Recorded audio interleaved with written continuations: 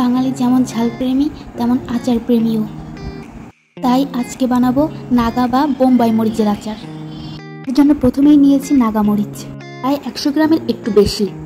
নিয়েছি ভাজা গুঁড়া পাঁচফোড়ন, নিয়েছি 1 কাপ পরিমাণ তেঁতুলের গাদ, নিয়েছি কয়েক ধরনের শুকনা মশলা যেমন গোটা পাঁচফোড়ন, 5টি তেজপাতা, 4-5টি এলাচি এবং 3টি দারুচিনির টুকরা, নিয়েছি স্বাদ মতো লবণ, হলুদের গুঁড়া, 1 চামচ শুকনা মরিচের গুঁড়া, 3 টেবিল চামচ রসুন এবং আদার পেস্ট।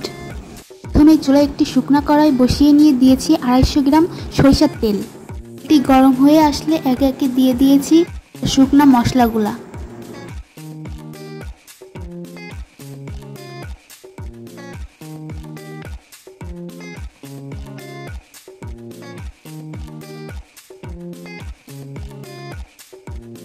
পরে দেওয়া হয়েছে আদা রসুনের পেস্ট, লবণ, হলুদ এবং মরিচের গুঁড়া।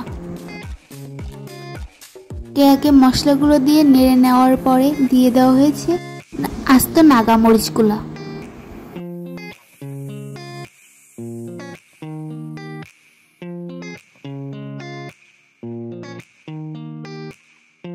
কিছুক্ষণ নেড়ে নেওয়ার পর দিয়ে দেওয়া হয়েছে তেঁতুলের গাদগুলো।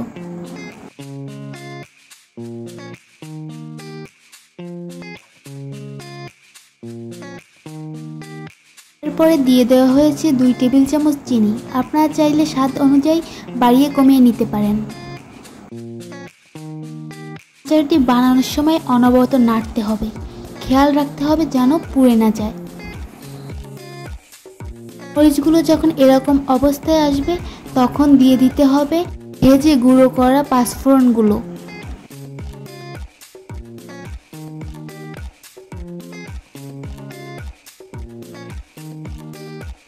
সংরক্ষণের জন্য নামানোর কিছুক্ষণ আগে দিয়ে দিতে হবে 2 টেবিল চামচ ভিনেগার।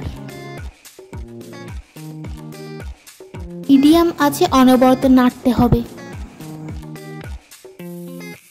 কিছুক্ষণ লো আঁচে রেখে চুলাটি বন্ধ করে দিতে হবে। আচারটি ঠান্ডা হওয়া পর্যন্ত অপেক্ষা করতে হবে। আচারটি হয়ে যাওয়ার পর দেখতে এবং ঘনত্বটা ঠিক এরকমই হবে। আচারটি ঠান্ডা হয়ে গেলে একটি কাচের জারে সংরক্ষণ করতে পারবেন প্রায় 1 বছরের মতো। নাগা মরিচের এই আচারটি খেতে যেমন মজা তেমনি সব কিছুতে রুচিও বাড়ায় দারুণ। তাই দেরি না করে আজই বানিয়ে ফেলুন এবং ঘরে রেখে দিন সংরক্ষণ করে।